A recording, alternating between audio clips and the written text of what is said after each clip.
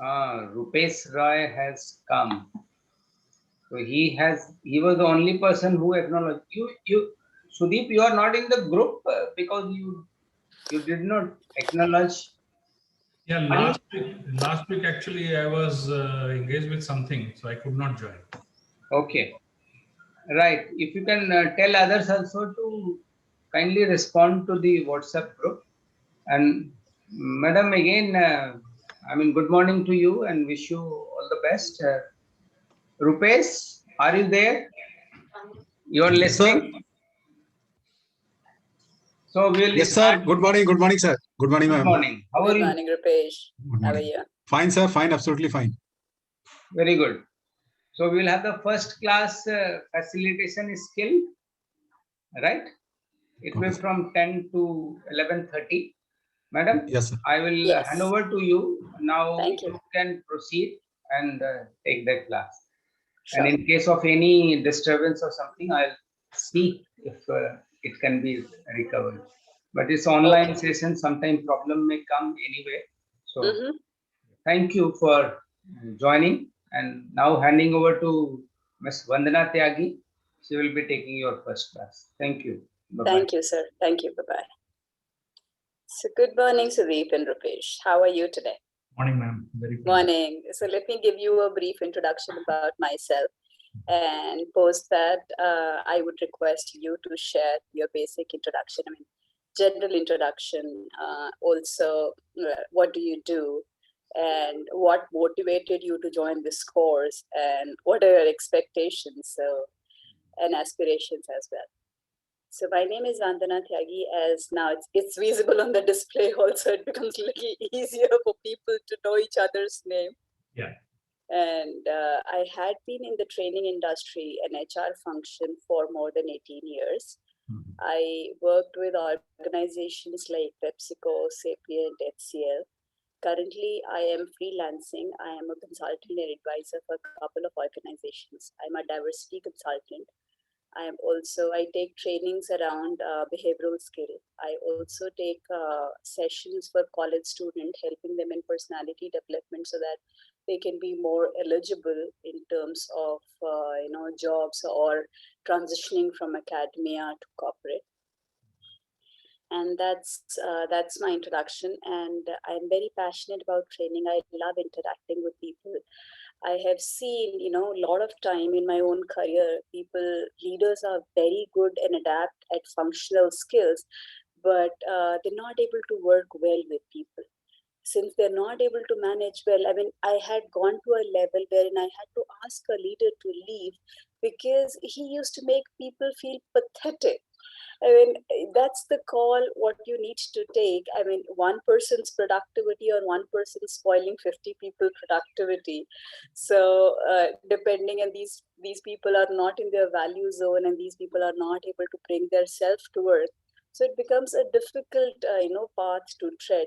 But at the same time, you can get best out of people, and you can take people to their worst by the way you work with them, how you make them feel. So it's extremely important that how we work with people, how we are successful together. Because as in when we grow in our career, it becomes extremely important that we are able to take people along, and we are able to perform and coach and mentor them to get their best. So that's how my journey had been. We will talk and interact more. I will bring in examples from my own training sessions. And at the same time, I would love to hear from you, because it happens when, people come for courses like this, they have plenty and, plethora of examples. They have huge experience. So it's not about teaching per se. And the topic also says for that. It's about learning from each other's experience and seeing how we can actually leverage each other's experience and learn from it. Happy to answer any questions if you have. Been associated with the ISTD Noida Chapter from last 2 years. I also operate in the capacity of Vice Chairman for the chapter. And I sometime on monthly basis, I facilitate and moderate sessions which we do under ISTD. I welcome you to attend those sessions as well. We bring in industry experts in various areas, And this time probably we'll do something around diversity, as you know, March is running and everybody is talking diversity. People have specific budgets around diversity. And, gender and disability inclusion is a very big priority for most of the organizations. So over to any one of you who want to pick it up now.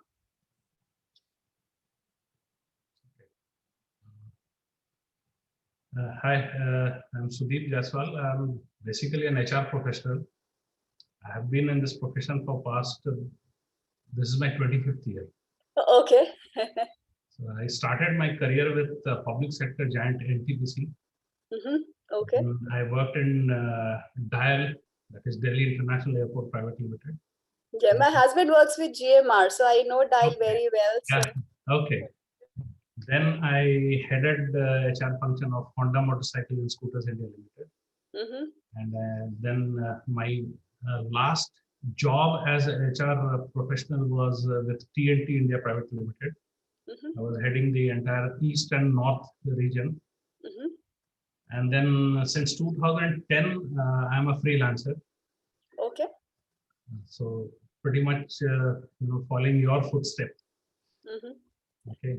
So I'm into training, NLP practicing, NLP practicing. Wonderful. Plus leadership, behavioral modification, these sort of training programs are my forte.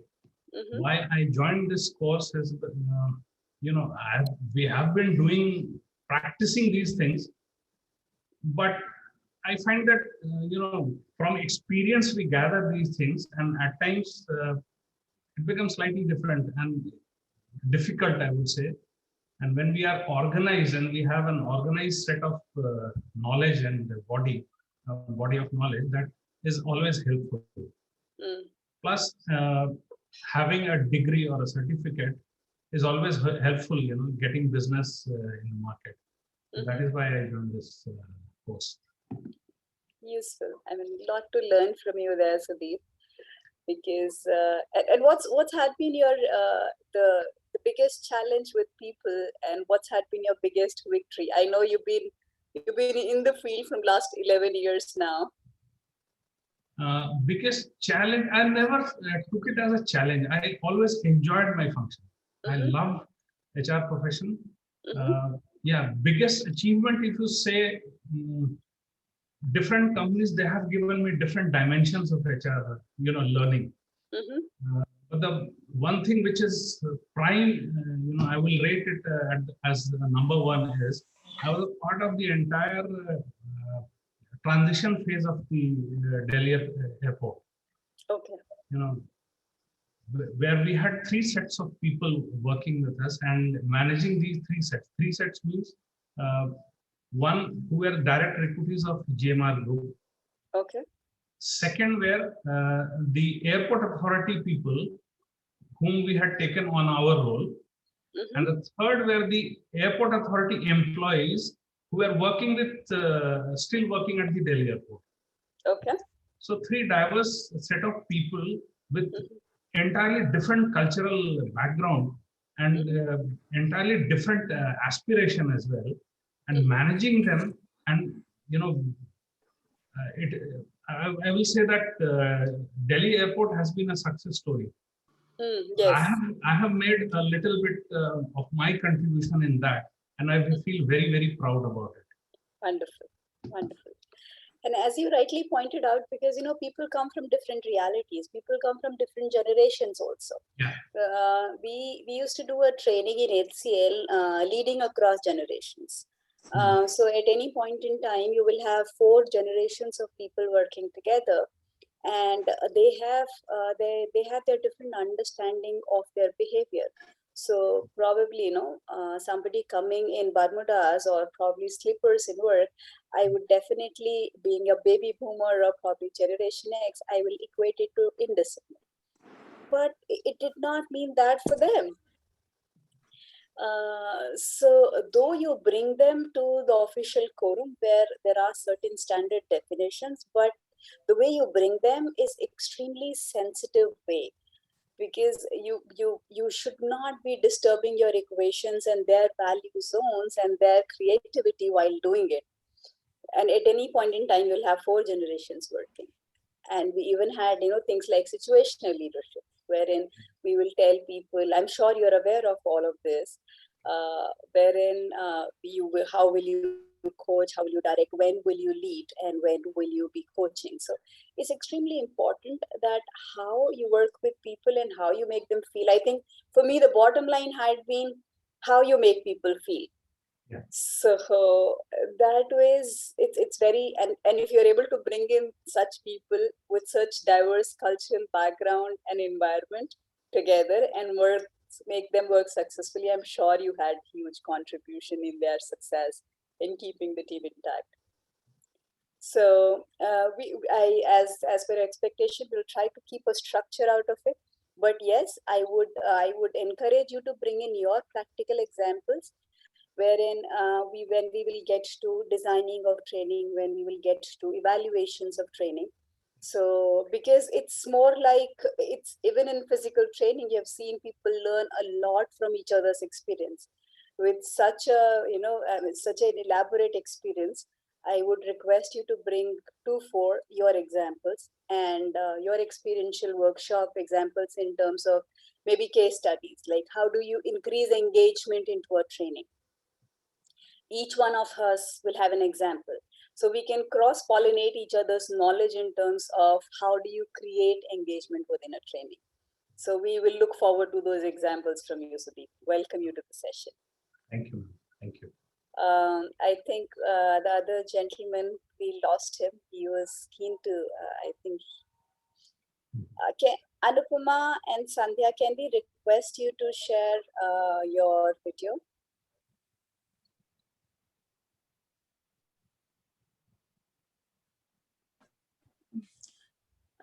Good morning, ma'am. I'm Sandhya, based in Hyderabad at present, and I'm working for LIC. So I'm regional manager HRD for this zone, and so that is why training for me. Yeah, because though we are not actively conducting the training sessions, we nominate people for training. So looking into the needs and everything, and we do that. So. Okay. And what's your expectation from the training, Sandhya? And for how long you've been working?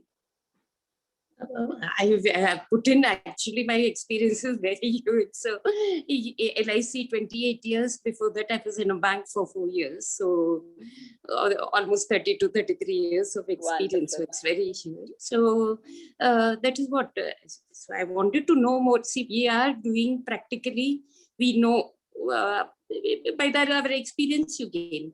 But whether it is theoretically right or whether we are on the right path, what are the new sort of things, the new generation, what they would expect. So whether we should be in line with them or tune with them, no. If you are just going on about our own methods and we are not able to reach out to the youngsters, then it's a waste. Then I think the purpose of the training is lost. So it's more for what is the requirement of the younger generation and how we can make them useful for the organization. Wonderful. So you are part of HR function, or you also manage training for people? For us, HR function is totally different from what other organizations. For us, HRD is only training. Okay. So yeah, our portfolio is like training, sports, and of course official language implementation. So that is what our HR concerns. So we have a different department personnel which deal with the traditional HR functions, what you would say the employee related, other functions are there. So they take care of those promotions, postings and all that. That doesnn't come here. Here it's only the training or the developmental aspects, I would say. Okay. And what typically are the kinds of training you do, if I may ask?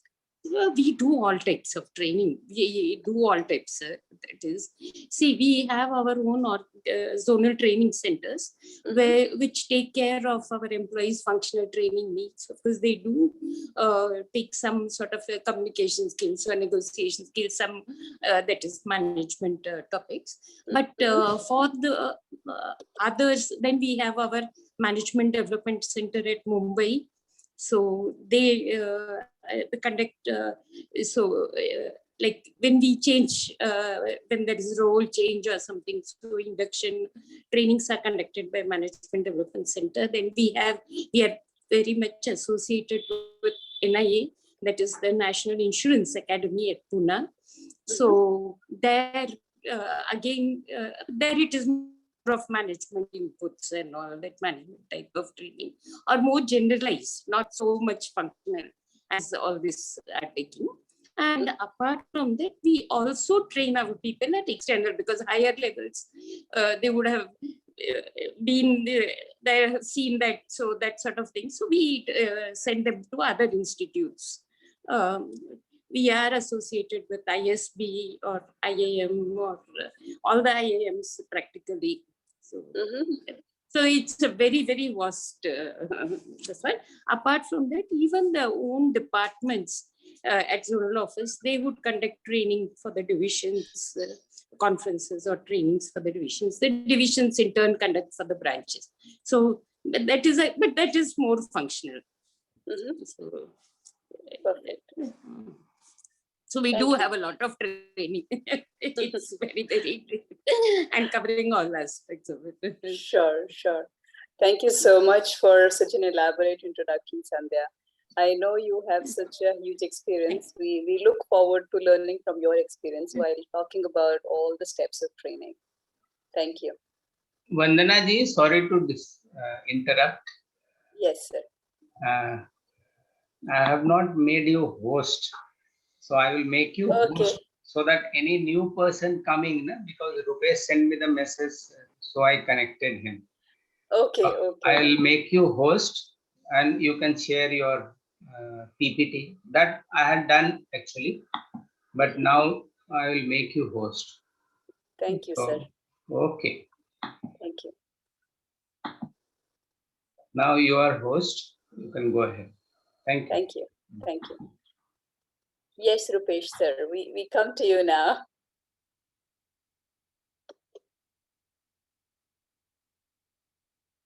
Rupesh, you're talking on mute. Yes. Again, very good morning. Good morning, Rupesh. For the last 20 plus years, actually, I have been HR and admin domain and working with both, manufacturing and service industries. And for the last 10 years, I am with a logistic company and pan-India. I'm looking pan-India. And apart from this, I'm an NLP practitioner also. Wonderful. Currently, I'm learning advanced law of attraction. Okay. This is my core interest, you can say. And so this is my. And what are your expectations? What your job profile had been in terms of training per se? Yeah, definitely. And yeah, training is definitely a part of my job profile. Always, for the last 15-16 years, it has been my job profile. And I also imparted some training, behavioral training. So that's why I wanted to join. For the last 5 years, I wanted to join this course, but it was not possible due to some reason. So this year, you can say thanks to this Corona pandemic, so I joined this this course. And where are you from, Rupesh? I'm from Ghaziabad. Oh, okay. Okay, Wonderful. Yeah. And what are your expectations from this course in terms of? Definitely, I wanted to be a trainer. So definitely for that, area, definitely it would help me a lot. This course. And certificate is definitely it's an entrance to any field. So that's why I joined this course. Wonderful. We also look forward to learn from you in NLP. I'm sure by end of the course, we will also we all learn together law of attraction in Definitely. terms of Right. because we are all dealing with adult and principles of adult learning clearly says that we need to be, and when we have experienced people, we need to be sure of how do we engage them, how do we leverage their experience. We don't teach them, we actually we facilitate them to learn on their own from their experience. Right.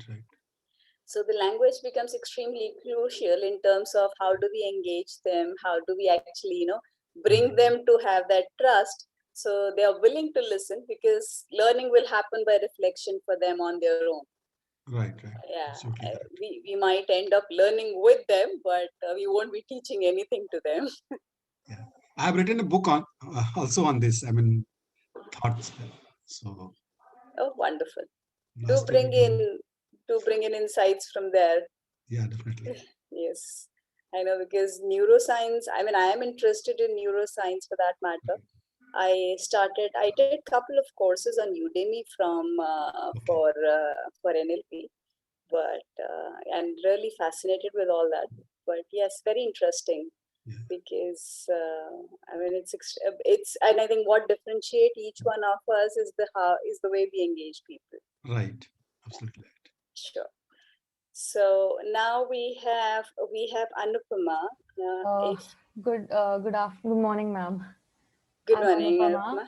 Yeah. So I'm 23 years old. I am just on the verge of completing my master's in organizational psychology, and also I'm side by side doing this course. I was just curious to understand what training and development is in a company, because all the internships by far I've done I've sort of understood one thing, that the employees are not motivated in a lot of ways, because the culture matters a lot. So I worked in I didn't work, I mean, I interned in Uflex. Under HR, I interned in an NGO, and there were so many problems that the employees would not want to. I mean, they just want to touch the tip of the iceberg. That's all.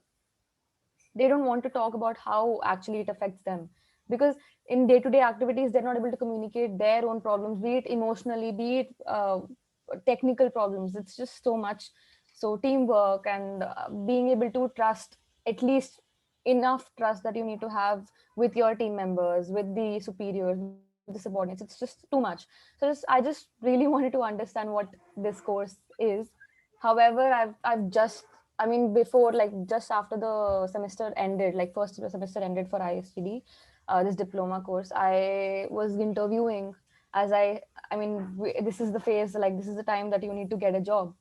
So like it was a little bit of pressure, but yeah, I mean, I really, really wanted to go for this company, and it was some campus recruitment. However, due to COVID, it kind of got a little backsided, I feel. So yeah, I mean, now I gave the interview and I got selected. So it is completely different from the course that I'm doing right now, which is training and development. That is totally about research associate. So that's basically I think it's the ground floor, like, of the whole organization. So I think that's how I'll grow in the organization. I like the culture of the organization, the way they talk to even the ones who, like, we don't get selected in the first go. We have to give so many interviews, and in every interview you kind of understand, you unleash a layer of how the organization is treating you, whether you're being selected or regardless of whether you've been selected. So because they see potential in every person who could be the employee of their organization, right? So for 1 year I kept trying that, okay, they'll reach me out, or maybe somehow I'll be able to get the job there. And yeah, I mean, it took me 1 year, but then again they approached and I gave a few interviews there and I got selected. So that's one thing that's going on. I have to complete my master's, which is in organizational psychology, that I yet have to complete. I'm on the last semester. I did my dissertation and everything. The dissertation was basically, I had two variables that were the employees, the communication, the interpersonal communication between the employees and their behavior, how it affects their commitment towards the organization. So I did that, and yeah, I mean, it's just a sort of, I'm pretty much just flowing however these things can connect with each other. I'm just trying to be as curious as I can. So yeah, that's about it. Thank you, Anupama. That was insightful, and I think you are youngest in the group. Yeah, yes, ma'am. So when we all start talking very theoretical and it's not making sense, and probably you do not see the marriage of it into practical relevance, Yes, yes. from your own mindset of a millennial, you can bring us back, and we can then try and see how do we make sure that people are able to connect to what we are talking. As Yes, you ma'am. yeah, as you rightly pointed out, motivation is one thing, because, and you touched upon a lot of things: motivation, trust, interpersonal communication, their behavior. Yes, Because ma'am. eventually I see behavior, I see attitude, I mean attitude translated into behavior, but that's a function of multiple things. That's a function of my environment, my values, my culture, my perception, the way I receive information, the way I make decisions, the way I problem solve, the way I think. So there are multiple things which are happening within my own mind, but somebody is only seeing my behavior, Yeah, yes, ma'am. What, which is, yeah, just like I said, tip of the iceberg. That's all what people can see. yes. And Yeah. it's not in isolation. My behavior is a function of the way you behaving with me. At the same time, maybe the way you doing things, I'm trying to bring in my lens of perception, my from my past, in terms of interpreting you constantly. Yeah. I when I hear you, when I listen to you, so it's extremely important, because now we tried one thing called reverse coaching. Because sometime, I mean, I expect you to talk to me in a certain way. I expect you as my manager to give me feedback in a certain way. You come into a room, you tell me, Vandana, your presentation was not good. I do not understand anything out of it. So if you probably come and tell me that, Vandana, probably on a slide number 5, you had redundant data, the graphical which you used were not in sync with the color scheme of the other slides, or probably the redundancy in terms of the table and the figure represented there, I will, that's like an insightful feedback, an actionable feedback for me. If you don't give this to me, maybe I can probe by asking the right set of questions and elicit that information from you. So it's coaching is not from top to bottom, it is also from bottom to top, by eliciting the right information, by asking the right set of questions and seeking the right information. If you Because a lot of time, because of generations we have grown up with, we're not comfortable with these questions. We don't give feedback the way other person is looking for a feedback. Yes, ma'am. So I mean, with trainings, what we have tried helping people understand, these behavioral skill training, we have tried people understand that this is how perception happen in the next person. This is how you create trust. This is how a person on the next side, or probably of a different generation, will see you as approachable. This is how you will be seen credible. So we are trying to bring in all those concept clarity among our people, but at the same time it's not that easy. Our behavior is very sticky to us. It's not it is not easy for anyone to change their behavior. So it needs a conscious reinforcement, multiple format for somebody to bring in that change. Yes, ma'am. And sometimes if people are not able to do that, probably their direct reportees also can do it for them. They can continue probing and reinforcing by asking right set of questions, so that they can get value out of their experience and they can learn from their experience, because they might not be able to teach you. I recall, I was reading a book wherein this guy was telling he was an ace badminton player, and he used to twist his arm in a certain way. So, but the biggest problem is that he said, I can't teach this to anyone. Yeah, I it's I think it's based on your own, how your body reacts, and that's totally different. Like how our DNA is totally different from people, everybody. I think it's just something that you learn, and you don't even learn. It's just how your body reacts to things and how you learn it. It's just some twitch sort of a thing that you have. So I think, but on a behavioral side also, there are a lot of things which happen at an unconscious level for all of us. Yeah. Yes, ma'am. Agree. So that ways to decode that unconscious understanding, we have to actually ask right set of questions. That's what we coach leaders also when we do that individual leadership coaching. This is how you can make somebody learn. So then possibly what you can also do for us, or you can do with your managers, is asking right set of questions and ensuring that you snatch your motivation, your engagement, and your experience. Exactly. Yes, ma'am. Thank you so much. Sure. Thank You, Anupama. Thank you, Anupama. And we have, we have Sudeep, we have Rupesh, we have Sandhya ji, and we have such veterans from the industry who can definitely bring in neuroscience, who can help us understand the principles of adult learning. So how, when we talk about training, because the first topic is facilitation skill. So facilitation is very, very different from teaching. So in what happens in teaching, there is a teacher, there is a student. Like, I bring in 20 students or 30 students in a batch together, not realizing that how each one of them is thinking, what's their take on individual subject. I get into a lecture mode. So lecture mode works also for, in a different format wherein it's a one-way communication. That's what largely happens in training. But in facilitation, you become a facilitator. You are trying to help them learn from their experience. So this is, and each one's definition. So it's not only generation. So we'll talk about I'll share a small PDF also during the session with you. That gives me a flow to talk. But what we will also do today, we'll talk about what is facilitation.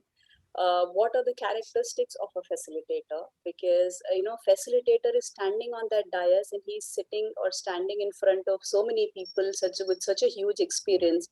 These people, to bring these people to a level of listening to him, he need to do a lot of credibility setting. Because in the beginning, people are not willing to listen, and if they look, they are in constant judgmental mode. They look at, okay, this young guy, what will this guy teach us? We have better experience than him. We have a hang of our functional knowledge. These things don't work. But you probably first you establish a credibility. You set up a trust so that you're able to bring these people to come to a talking platform to you. You're able to talk to these people in terms of bringing their experience, because all the examples also you would quote, your examples will have more relevance if the experiences of these people are merged with those examples and those learnings, because then others will decode them as action plans. So we'll talk about facilitator, and why should you facilitate, what are the different assumptions people bring to the table. Post that, what we will do is that we will, each phase of the training, in each of the session, I think we'll have close to 7 sessions. So in each of the session, we will pick up one topic, like, at the beginning, how do you plan a training? How do you design a training? What are how do you create different level of engagement within the training? In engagement, we'll also ask my fellow colleagues to bring in examples. How do they bring in more engagement within their trainings? So we each can share examples, so then we can increase our repository of examples which we can use in our practical trainings. One day we'll talk about evaluation. What are the different models of evaluation of training? And then we can also bring in question papers from last years. So then, I'm sorry for that. I'm just my phone. So what we can possibly do is that bring in those question papers. So how the questions are asked, and then we'll deliberate on. Maybe in the last 2 class, we can deliberate on how should we be answering those questions. ISTD looks at practical relevance of your experience in terms of your capability to implement your learnings and translate them in the way you execute a training. You have a lot of you have practical knowledge. So maybe how do you design a training plan for? They'll give you a problem statement. They'll give you a case study. They'll ask you to translate that in a flow by following each of the steps of training, design, and stuff. So this is how we will go. And with that, I will share a small presentation.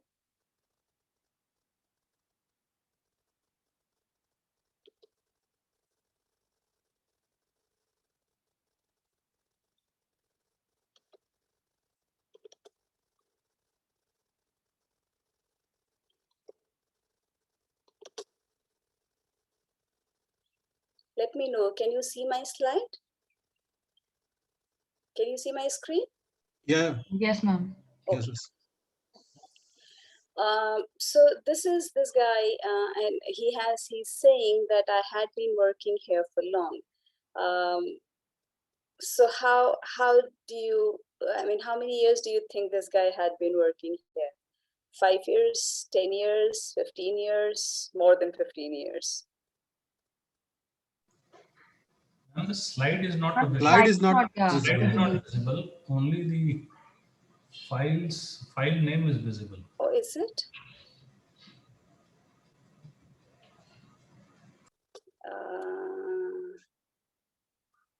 Share. The file has not opened as yet. Okay. Yeah. Let me know. Now it's visible, yes, ma'am. Okay. Yes. Okay. Yes, sir. So I have this gentleman who has this question. I had been working here for long. What's your view in terms of the years of experience? I think 45 or more. Yeah, 15 and more. So Yeah. all of us were 15 and more? Yeah. Yes, ma'am. We have one more. We have one more gentleman who says who is making a similar statement. What are your views on that? 5 years, ma'am. Yeah, 5 to like less than 10. Perfect. So what I'm cooking here is what is my perception about time. Now, this guy maybe he started late. He was actually, maybe he's just worked for 5 years, but we have our assumptions and our judgments to make. And maybe this guy has worked for more than 30 years, and that's when he's saying I worked here for long. This guy who's just starting a career and has worked here, say, for 6 months and saying I'm working here for long. So it's not only the generations of work, our perception on the time are also very different now. So facilitator need to be conscious of all these dimensions while engaging people. You will have scenarios wherein you can't go in one standard way. You will have people from different generations and with different perception about each of the topic for each of the word. So you cannot go standard in terms of that will be my flow of training. What is a facilitation? A facilitation is a process wherein you try and bring best out of a group. You help people to share their ideas, opinions, and experience, and bring them to a common goal and bring them to an action plan, which all of them agree to work with you. What will also happen that in the process you will have a lot of conflict. You will have a lot of viewpoints. You will have a lot of friction in terms of different definition of the goals you're trying to achieve. So you as a facilitator, you need to bring everything together. You also need to ensure that first there is an agreement on the goal. If something is, because as per principle of adult learning, you cannot leave the group in a laissez-faire way. You cannot let them be completely free flowing. You need to be bringing them back to a common, you need to keep track of the time. You need to make sure that outcomes, what you planned for a training, that you will achieve by end of the training, that everybody, stay close to it, and there everybody is back to the track. Everybody is engaged. So there are people who are talking a lot. There are people who do not, engage at all. So you need to ensure that everybody is engaging. You probably, look at convenient or innovative ways of grouping people as pairs or trios or quads, so that everybody is able to participate and bring in their viewpoint, and everybody is a part of a group. So there are a lot of things which you do as a trainer wherein you ensure that what you plan as a learning objective, you reach there. So that journey is what everybody transcend through. And in case, I invite Sudeep, Rupesh to add to the definition if they have any other viewpoint. What are your views on it? This is what you've been doing in facilitation? Yeah, I agree. I mean, we are not teaching anything new to them.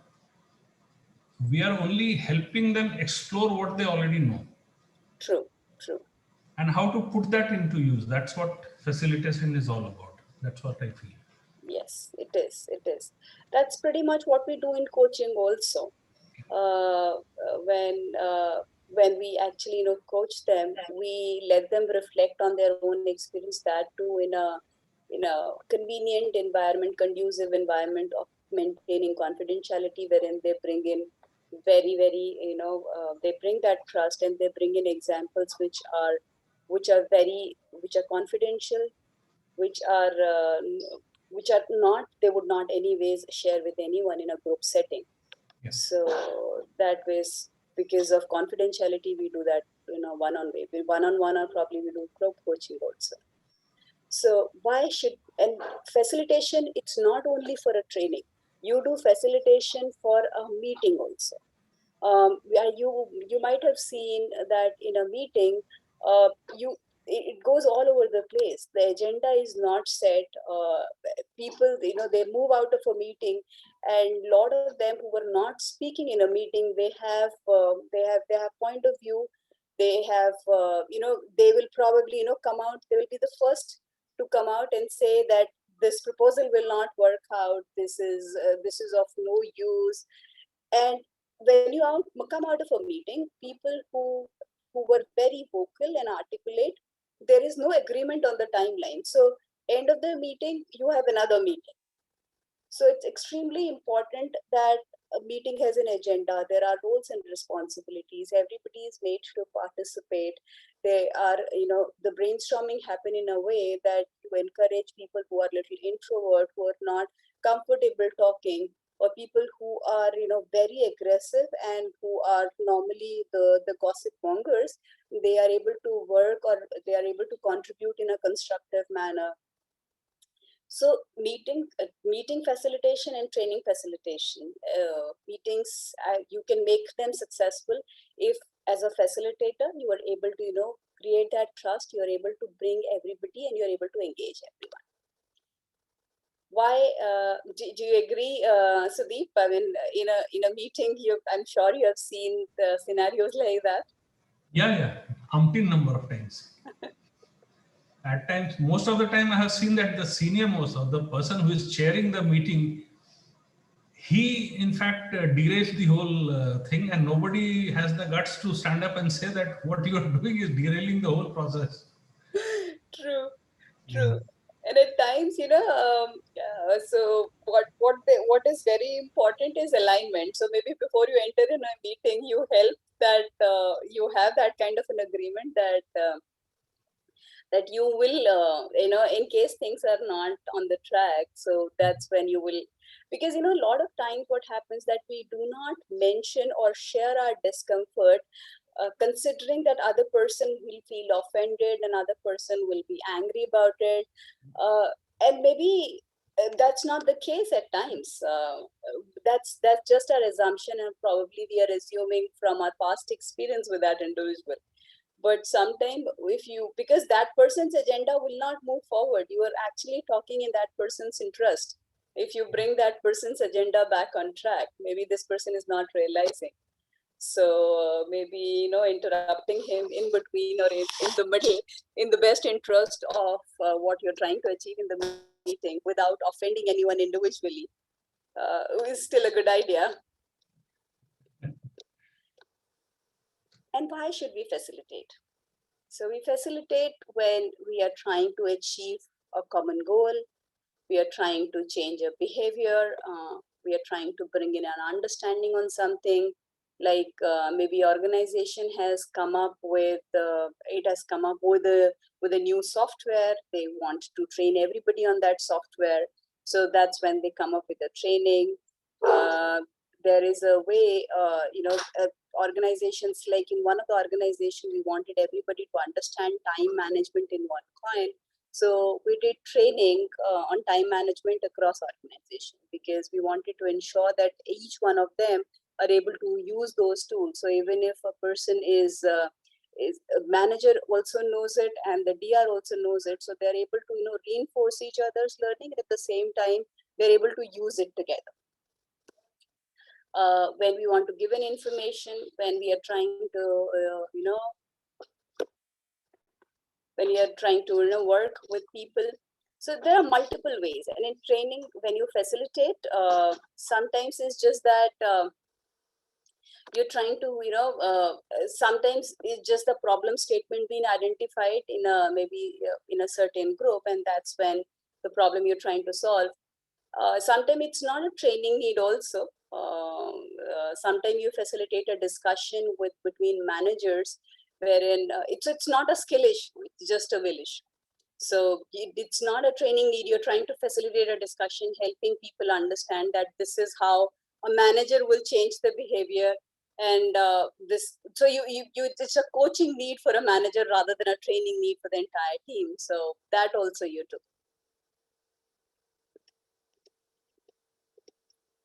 So who is a facilitator?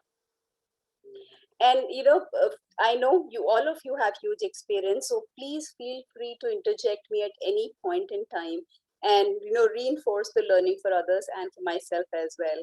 And in case you're facilitated for any other need, please bring that in. Sure. So as a facilitator, what you do is, we talked about it, you use a range of, you make things easy for people. So, a lot of time what people don't like, I might train for, you should be approachable. Now people don't really know what is approachable.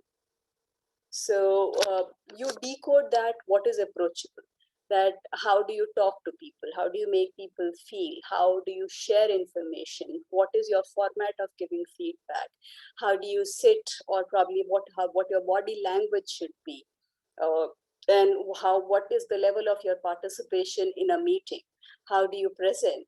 So all these things make you approachable. So this person, you help that person understand, like in interpersonal communication, we can simply say, what is conflict management, what is problem solving, decision making. So there are multiple things which we simply say, but we decode these things. We actually we break those concepts and help people first know the concept, and then probably do a role play, bring in a case study for them to help see for themselves that how do they implement it, and certain examples, and also do an action planning in end of the day.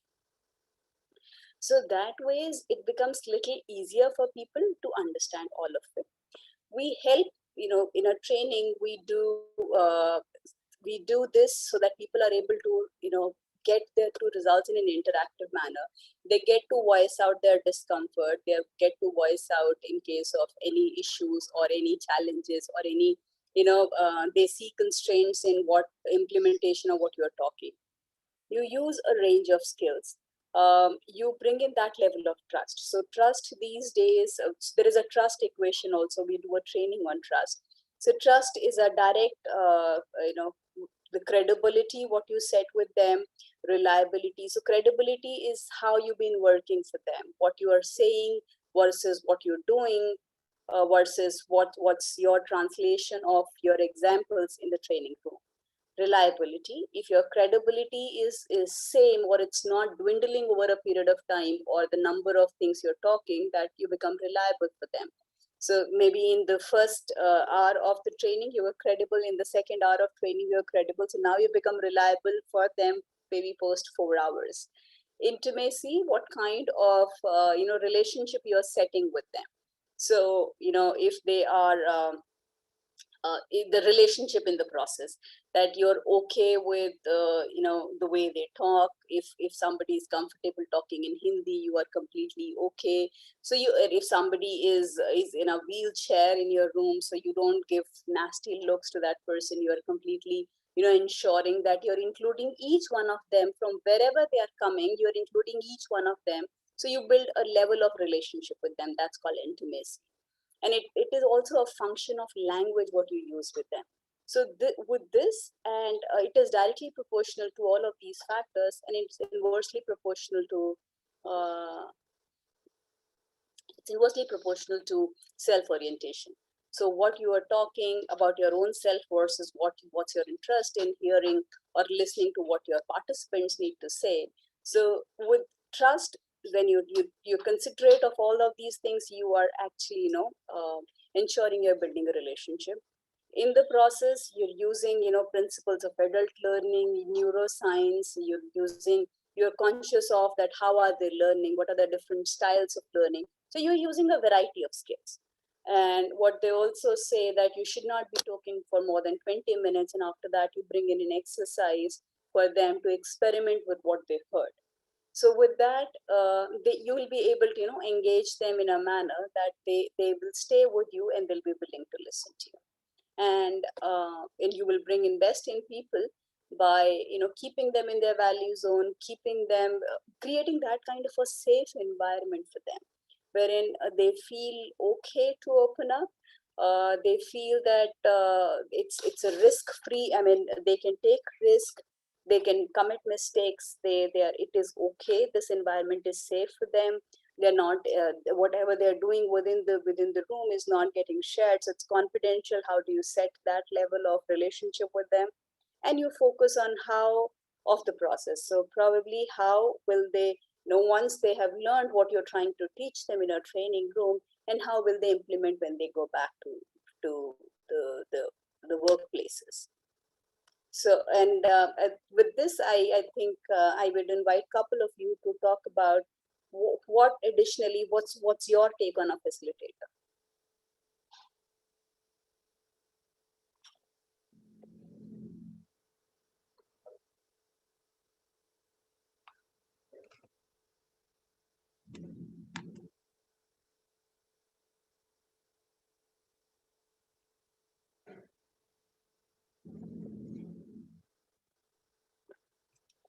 In my opinion, facilitator actually plays all kind of role. Like he may be a coach, he may be a consultant, he may be a mentor, he may be a consulting type of kind of thing.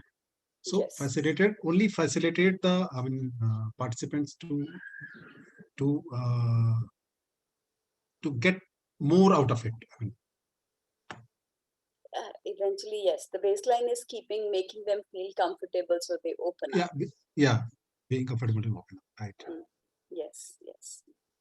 Anything from you, Sudeep? I know you've been facilitating for quite long. So what are additional, key pointers or rockstar tricks you have when you facilitate? I think while facilitating, it needs a lot of background work. Because unless I know the persons or the people whom I am facilitating, the whole exercise falls flat, which has happened with me a couple of times. I learned it the hard way. Yes, yes. We have a specific term called audience analysis, which is very important for you to because I think that plays a critical role in setting up the trust and credibility for yourself, and showing them that yes, you are serious about things, what's their experience. And what also it help you to do is force them, or probably maybe compel and persuade to them to bring in experience of or give them make them stand on a higher dais and build that relationship and bring that experience so that you can further your learning objective to fruition. So yes, audience analysis is the key, extremely important. Thanks for bringing it, Sudeep. Yes. Yes, Sandhya ji, anything from you? Yes, ma'am. audience analysis, as you said, it's important. But one more thing, see, you facilitate thinking this person is going to bring in this. If that person does not deliver, then what happens? Then maybe your audience expectations, but you can see before your eyes, it is not happening. So it does happen. So I think a lot of talking, as Mr. Sudeep was telling, a lot of talking and lot of background is required. And even then, sometimes we fail.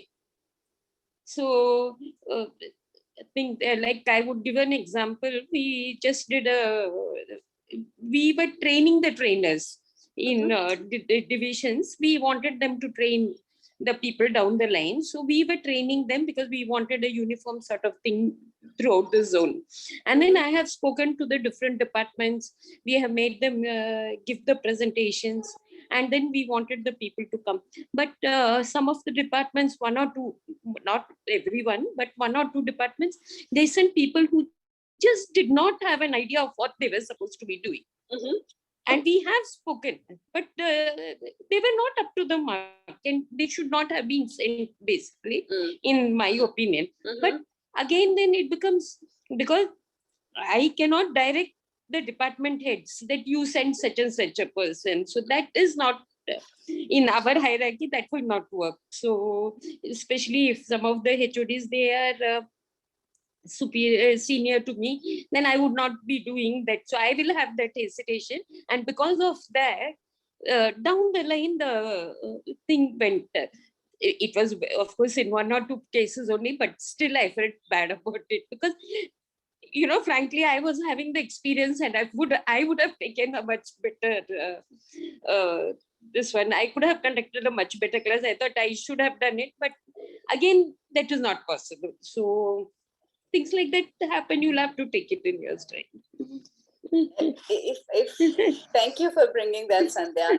If I may relate to, now maybe Sudeep or anyone else, what is your suggestion? How should one deal with that?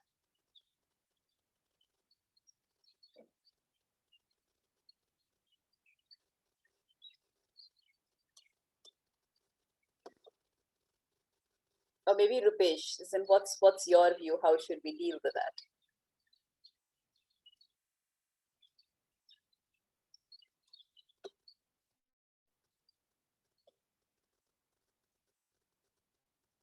So any one of you can volunteer to speak, but my view on this would be that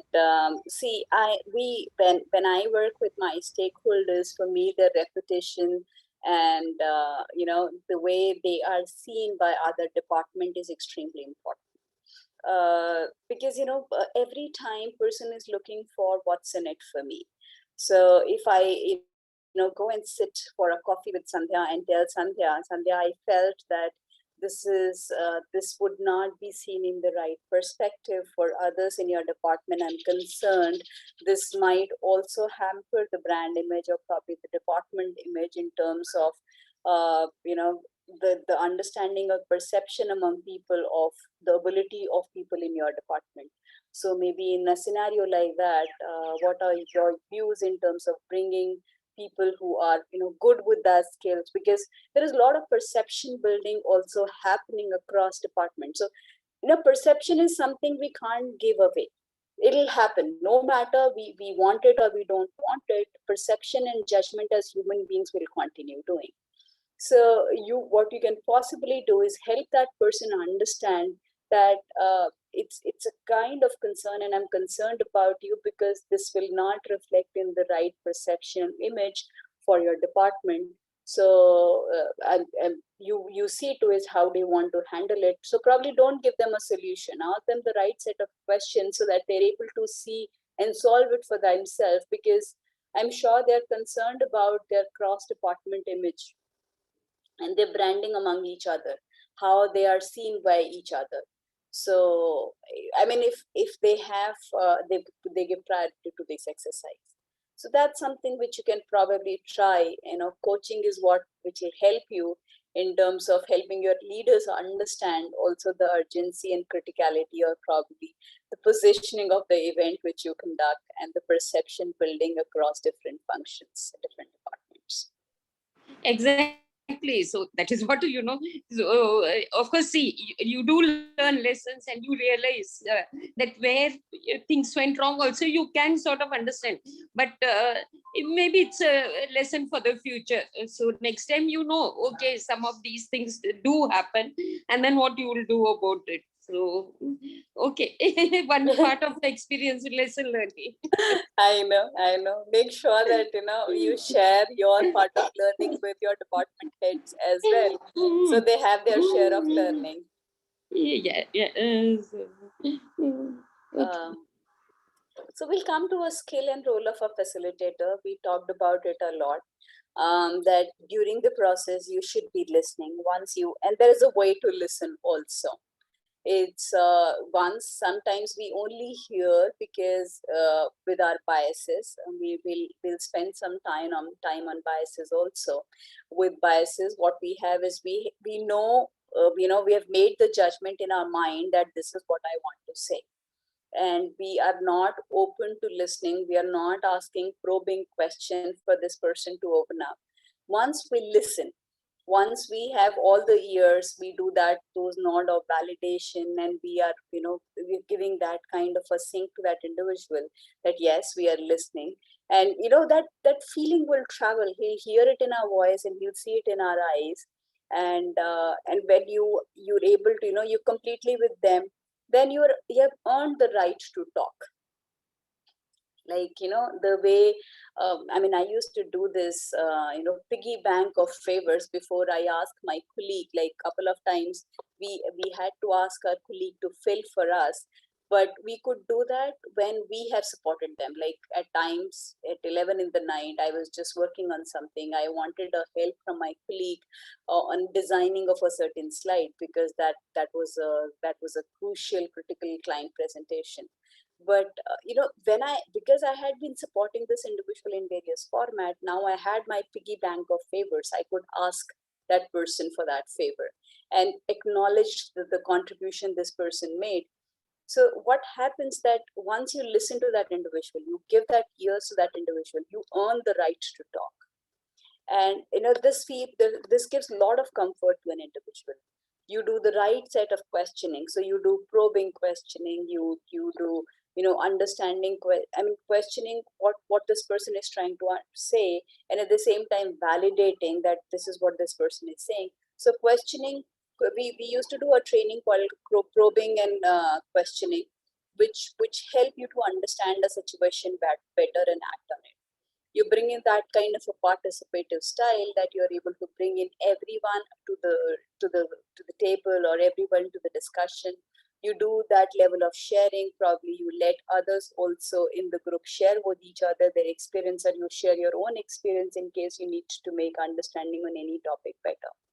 You do problem solving, you resolve, because in between what also happens that you have a group of people who have huge conflict with each other, maybe at a personal level, and they're not on talking terms. Now you have the task of taking them together in a training, and at the same time make them work successfully.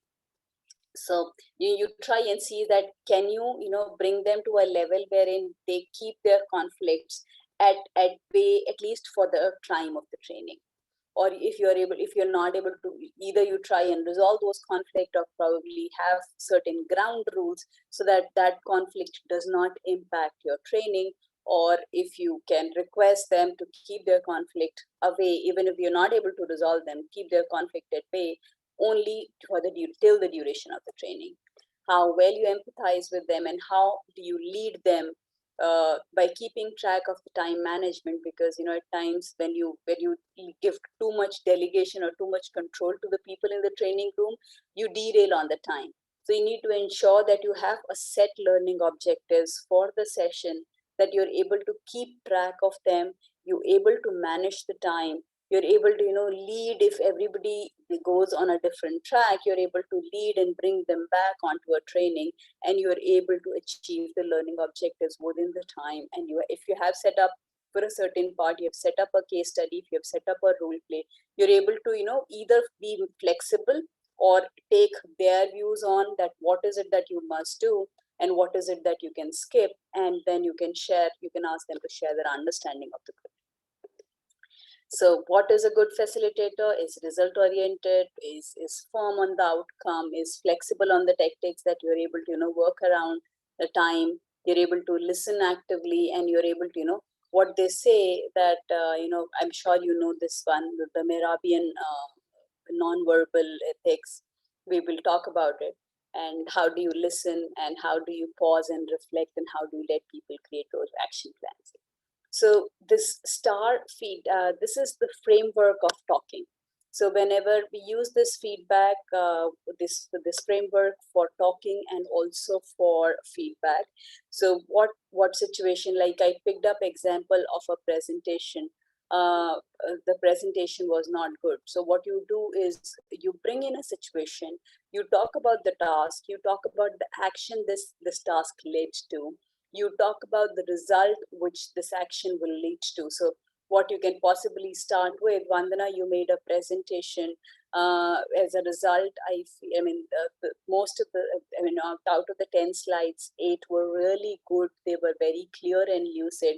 But in 2 slides, what I felt that, there was redundancy on data, the graphic use was not appropriate. You can relook at the color scheme of it and you can take away the redundancy. This will result in a better credibility for you with our client, and you'll be chosen person maybe for the next presentation also. So you talk about, you're very specific in what you're talking to that individual. So it becomes easier for that person to distill what you're trying to say. Else you can simply say that you can be better next time. I wonder this will have any meaning. Are you with me on that? Yes. Yeah. And definitely we have language barrier, we have cultural barrier, we have time and place barrier. So that the audience analysis plays a key role in terms of helping you understand the group, helping you understand if people are coming from cross-cultural setups, if they are coming from different cultures. At times, maybe in one culture, if you ask me about my kids, I'll be very happy. You will build a good relationship probably. Maybe, I'll be very keen to talk about how did I spend my weekend and what am I doing on Friday, Friday evening. So and at times, if you talk about this, and if you go maybe stand on somebody's desk or probably ask somebody about their kids, which school they go to, they might feel offended. So, so that way it's extremely important for you to understand that what are the different set of audience you have, what will be, there are specific trainings on cross-cultural settings also. So be conscious about all these barriers people carry. You have, you just convey 7% through your words. Rest you convey through your body language. So your body movement, your face movement, the smile on your face, your arm movement, the modulation in your voice tone, the way you take pauses, the way you resume, the way you nod your head, and the way you reflect. So that's a Merabian principle. It talks about only 7% through words, and rest you convey through nonverbals. How do you set up your credibility? By asking open-ended questions, closed questions, and probing questions. So these are a couple of tools which you use throughout your conversation or throughout your facilitation to understand or to bring in best among your participants, or to strike a chord of trust or a chord of relationship with these people. What is an effective facilitation? You have to establish a clear goal. You have to set up clear expectations. You set up ground rules, because you need to bring everyone in the room together to a platform wherein all of you are combined owners of the success of that event. So you need, because principle of adult learning says that you got to set the responsibility among these people, because this event is definitely important to them. That's how you see them in training rooms. Or even if it is not that important to them, maybe there are organizations who have that prerogative of sending their people to training for 10 hours probably each quarter. So there are people are sometimes forced into a training room, but you've got to establish a relationship in a way wherein you persuade with them that they will get best out of these 8 hours or 4 hours if they are already in a training room. Also ensure that you have set up the right behind the scene expectation. In case of any emergency, probably maybe you should be knowing fire exits. In case there is a medical emergency, you should be knowing, because you're standing there in front. So they are looking at you for any kind of, now you're your guide. So you have maybe before when the training is starting, you need to be there 30 minutes, 60 minutes before the training. You need to ensure that you have all that critical information with you. So it's extremely important. You're given that responsibility. You are trusted for that information. So you should know, in case the projector goes wrong, who should you be contacting. You should, if the light goes off, probably you got to carry the slides of your presentations in your bag. Maybe sometimes you need to facilitate without light, without presentation, without with a lot of background noise. So you make sure that you have all the relevant information for behind the scene expectation, but at the same time, if an exigency like this comes up, you're completely prepared to handle it, and you're able to, it's a lot of tension and pressure. I completely agree. But at the same time, if you are not able to, show this on your face, and if you have that calm and composure, you will be more confident and competent in front of your, people. So you need to ensure that you're able to carry, and calm is extremely important. And you're able to guide them in any kind of an emergency, and you have taken time, extra time, to ensure that you have that critical information with you. You foster communication. We talked about it a lot, that how do you enable, how do you engage each one of them, and how do you bring in closure to each of the topic before you move on. Because you need to ensure that there are subtopics you do bring in. So it should not be all over the place. If you have taken a training and there are multiple steps to it, you break it in the format of conceptual understanding. Maybe you have an AV, because different people understand different format, they have their different learning styles. So you have included all types of learners. You have given them a practice exercise. You have given them an opportunity to learn from each other's experience by letting others also share their experience and bring in examples. And you have broken it into an action planning for them, and then you brought in a closure to the topic, which you bring end of the summary. You bring each of these subtopics. You are yourself modeling that kind of participation and discussion. You're keeping the discussion on the topic in case it's going anywhere. Sometimes what happens is that you see that the couple of people are not participating at all. So to keep the discussion alive, maybe you can ask them a question, you relay a question, you ask their views. So you bring people back to the discussion, you prevent stagnancy, you guide the participant through the content, and you make sure that everything is in sync, and everybody is fair, everybody is heard, and everybody is welcome. So there are a couple of things which you take to ensure that your facilitation is effective and you've been seen as a rock star performer or a facilitator for people.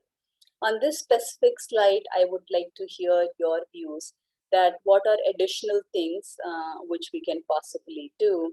Maybe I would like Sri Panukuma to contribute.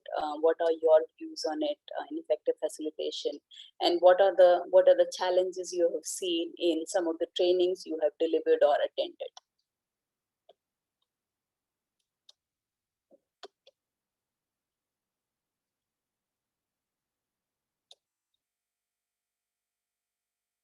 Rupesh ji, if you could probably, maybe talk about one of the training you have seen or have done yourself. Yeah, I've seen, I think all the areas has been included in this. Okay. Anything you would want to add?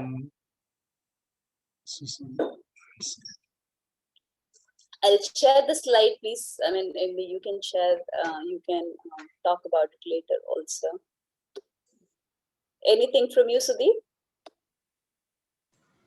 I think it covers well, but apart from this, one-off incident which I came across was there was one particular participant who was derailing the whole thing.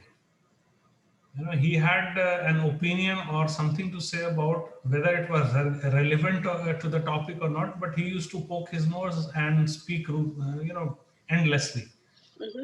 So I started by the non-verbal signals that I started ignoring him at first, but he continued with that.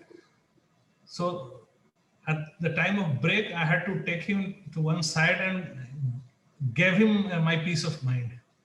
So at times a facilitator also has to be ruthless.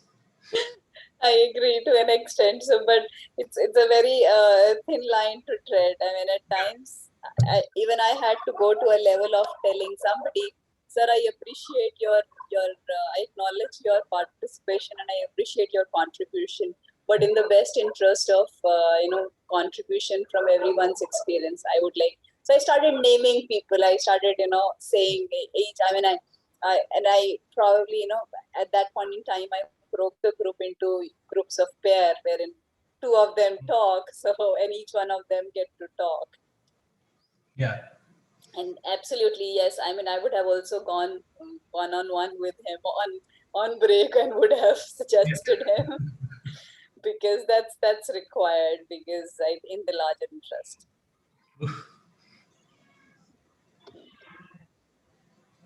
Anupma, anything from you?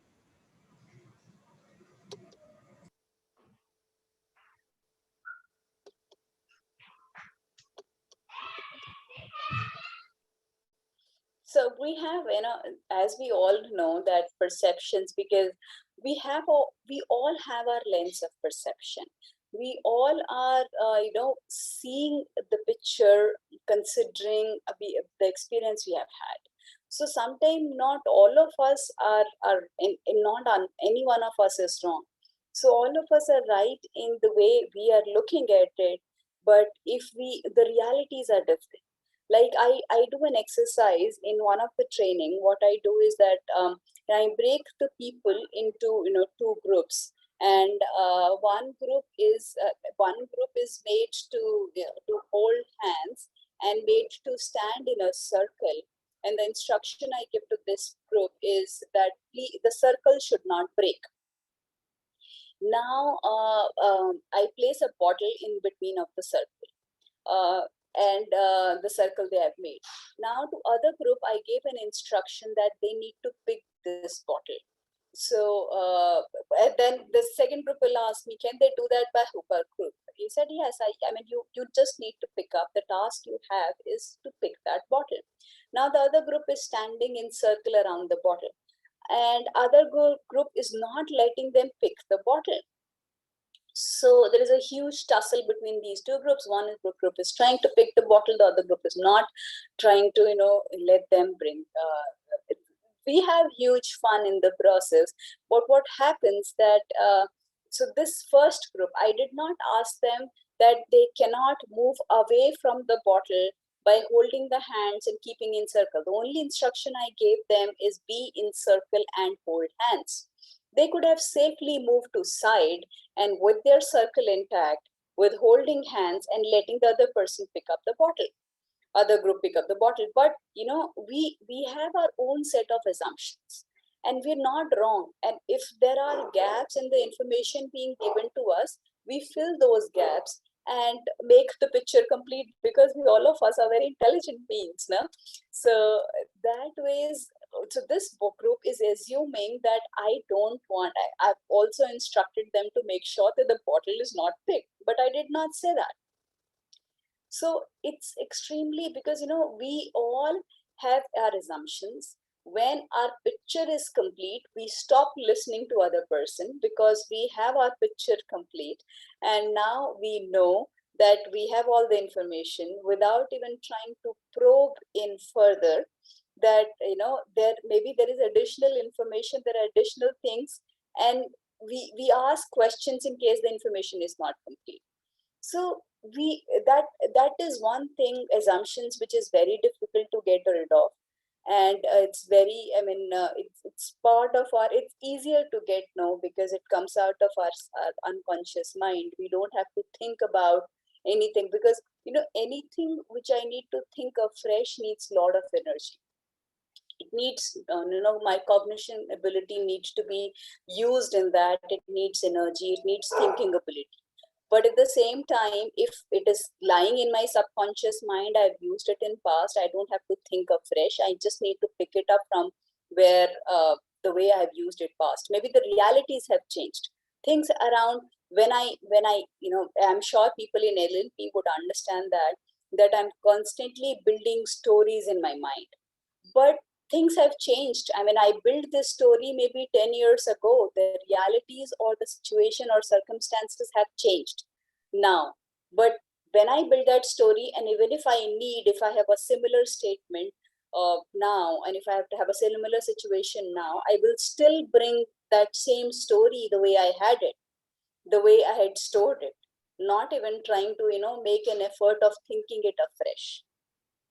Am I making sense, Anupama? Yeah. Are you with me on that? Yeah. I think Anupama is not around. So with that, what we also do is we have lot of biases, which the way which constantly unconsciously play in the way I act and the way I create or act onto a certain situation without realizing that this is my, because even if you make somebody walk, like maybe two friends walk in an LA, what you will, and if you will ask them their experience, one person will say that this person saw a river or a tree or a flower. The other person will say this person saw a bird or maybe maybe something. The way two person narrate their experience is also not same. So all of us, whether we want it or whether we don't want it, these biases, these assumptions, these experiences will be part of our understanding and making judgment and making perceptions. So in confirmation bias, and there are a lot of functions to it. So our upbringing is a part of it, our biases are part of it, our assumptions are part of it, our perceptions are part of it. So in confirmation, what happens, you would have seen that in an interview, there is a person who has come for an interview, you will realize that, you say something in your head that, okay, I like this person, I don't like this person, or this person is good or bad. Then going forward, you will end up only be asking questions to confirm the first perception you made. And then you pat yourself on the back saying, okay, see, Vandana, you are right.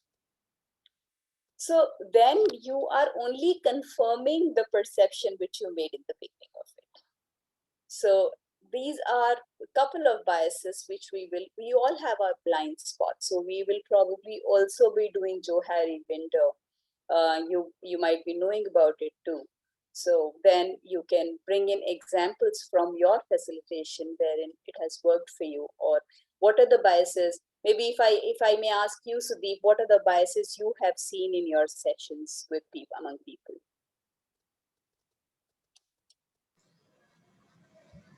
Do you feel the biases play an important role in the way people behave, and maybe examples of from your sessions? Yeah, of course, yes. Mm-hmm. Everybody brings in their own point of view, and they are absolutely sure that they are the only ones who are the right ones. True.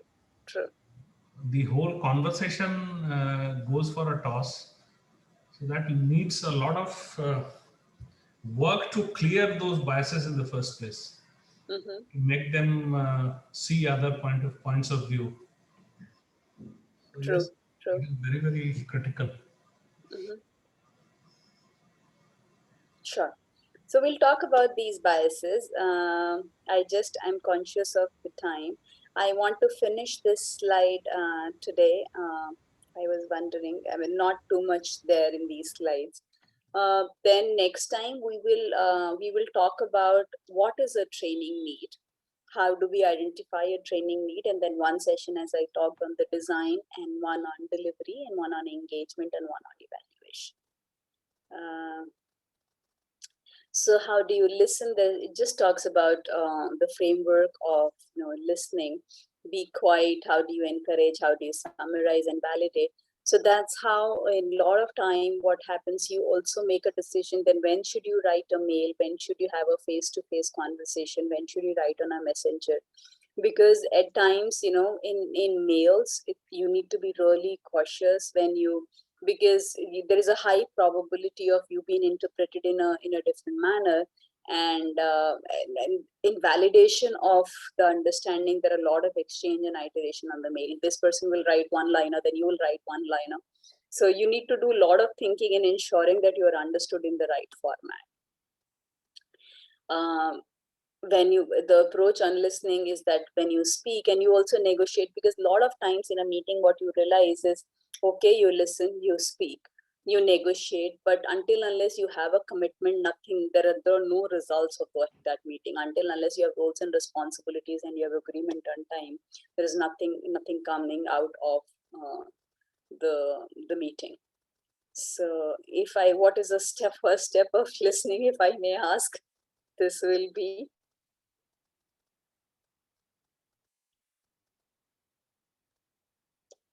I think this is not so relevant for you.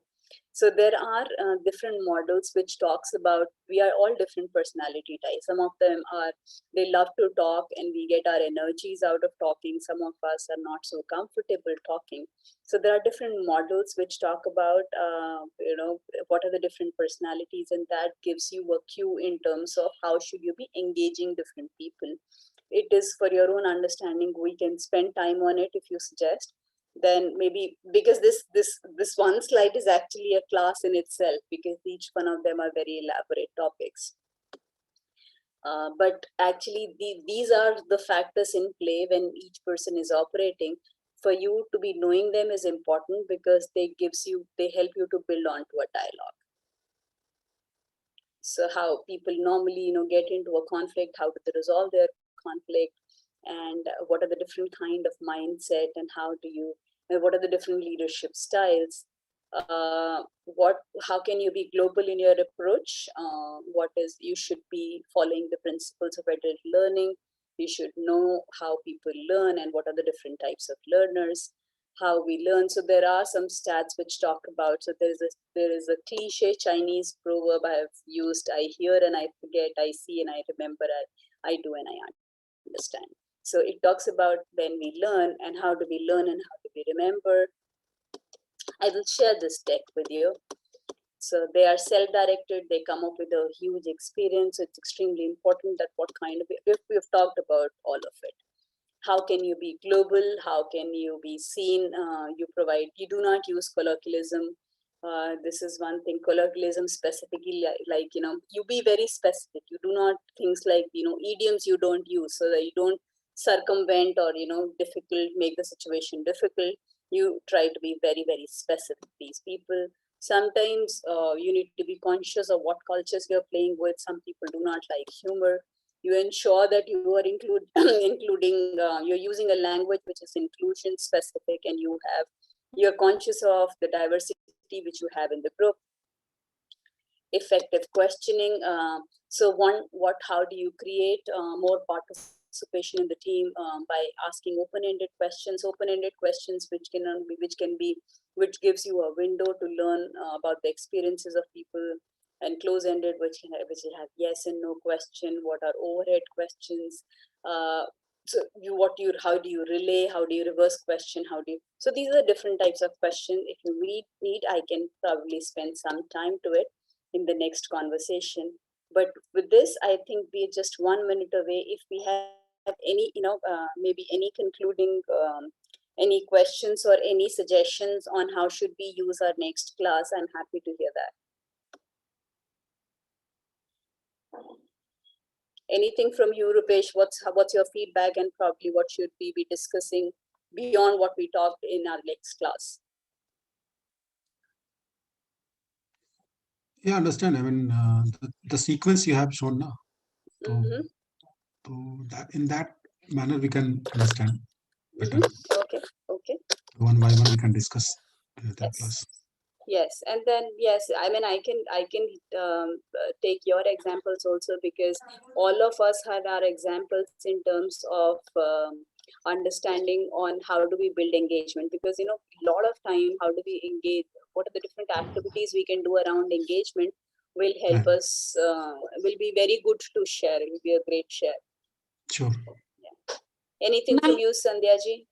Ma'am, can we get your presentation? Yes, that for sure. would be really helpful. Yes, I can share this. Yes. Anupama, anything from you?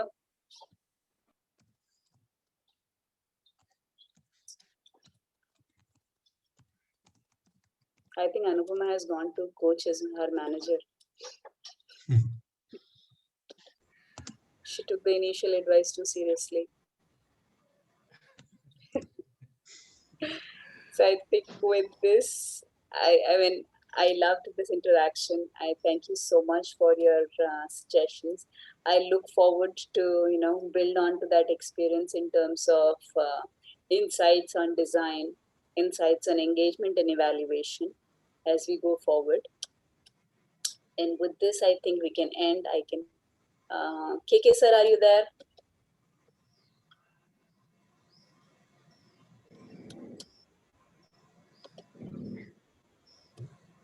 You have your next class. When do you have your next class? 12, from 12. Okay, so you Hello. will have. Yeah. Okay. I think. Thank you for, I think, right time. Thank you, sir. Thank you, ma'am. Thank you. Thank you. Have a great day. Thanks. Thank you, ma'am. Thank you, ma'am. Thank you. Next Thanks. class is at 12 o'clock, right? Yeah. Thank you, Vandana ji. Thank you, sir. Thank you. You can transfer the host if you feel. Transfer just in against my name. You press more. Okay. Right side. Host will get transferred. Make host. Yeah. Make host. Yes. Right. Yes. And then I think video recording of this class will take place for another 10-15 minutes, and before we start the next class. So that video will be, I will try to upload today sometime. We'll see. Thank you, Vandana ji. And thanks to all. Thanks, Thank you, sir. See you guys at 12 o'clock. Thank you. Thanks. Bye-bye. Thank you.